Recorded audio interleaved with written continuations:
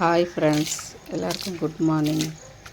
இன்றைக்கி காலையில் அம்முவோட routine work தான் பார்க்க போகிறோம்.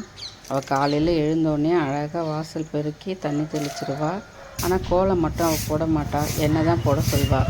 ஏன்னா கோலம் அவளுக்கு கையில் வராது, அதனால் எடுத்து நான் தான் போடணும். அவளுக்கு என்ன அழகாக பெருக்கிட்டு தண்ணி தெளிச்சிட்டு திரும்பவும் ஒரு வாட்டி பெருக்கிறா. நான் ஃபஸ்ட்டு பெருக்கும்போது உங்களுக்கு வீடியோ எடுக்கலை. இது பெருக்கிட்டு ரெண்டாவது தண்ணி தெளிச்சிட்டு பெருக்கிறா. என்ன கோலம் போட சொல்வா பாருங்கள்.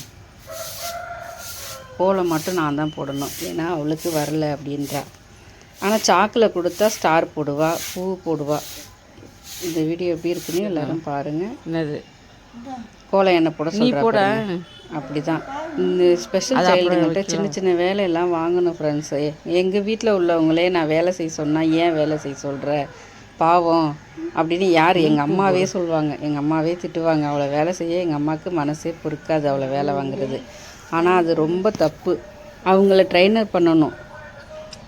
பெற்றவங்க பேரண்ட்ஸ் இருக்கிற வரைக்கும் தான் அவங்கள நாங்கள் பத்திரமா பார்த்துக்குறோம். அதுக்கப்புறம் அவங்களோட லைஃப்பை அவங்க மெயின்டைன் பண்ணுறது அளவுக்காவது நம்ம ஏதாவது சொல்லி கொடுக்கணும்ல கொஞ்சமாவது. அவளுக்கு பாருங்கள், பூ வரையிலாமல் என்னன்னு கேட்டால் ரவுண்டு போடுறா பாருங்கள். பூ டிசைன் போடுறதுக்கு ரவுண்டு போடுறா. அவங்களுக்கு ஸ்கூலில் நல்ல ட்ரைனிங்லாம் பண்ணாங்க. ரவுண்டு போடுறாளாம் வளையல் வச்சு. நிறைய வேலை செய்வாள். ஆனால் துணி மடிக்கிறது, நான் பாத்திரம் கழுவி வச்சா வாங்கி கவுக்கிறது, வீடு பெருக்கிறது, வெங்காயம் பூண்டு உரிக்கிறது, அதே போல் சின்ன சின்ன வேலைகள்லாம் நிறையா ஸ்கூல்லேயும் அவளுக்கு ட்ரைனிங் கொடுத்துருக்காங்க. நானும் நிறைய வேலை செய்ய சொல்லுவேன். அது அவளை கஷ்டப்படுத்துறதுன்னு இல்லை, அது அவங்களுக்கு ட்ரைனிங். அதுதான். சும்மாவே ஸ்பெஷல் சைல்டு சும்மா அவங்கள ஒதுக்கியும் நம்ம வைக்கக்கூடாது. எல்லா வேலையும் அவங்க நம்ம கூட இருக்கணும், கூடவே ஹெல்ப் பண்ணணும். அந்த அளவுக்கு ட்ரைனிங் பண்ணுறாங்க ஸ்கூல்லேயும். அதே போல் நம்மளும் வீட்டில் அந்த ட்ரைனிங்லாம் கொடுத்தா தான் அந்த பசங்களுக்கு டெவலப் ஆவாங்க. பாருங்கள், கோலம் போட்டா ஸ்டார் போட்டிருக்கா. எப்படி போட்டிருக்கா பாருங்கள். அம்மாவோட ஸ்டார் எல்லாருக்கும் பிடிச்சிருக்குதுன்னா ஒரு லைக் பண்ணுங்கள், கமெண்ட்ஸ் போடுங்க அவளோட ஸ்டார் எப்படி இருக்குதுன்னு சொல்லிவிட்டு.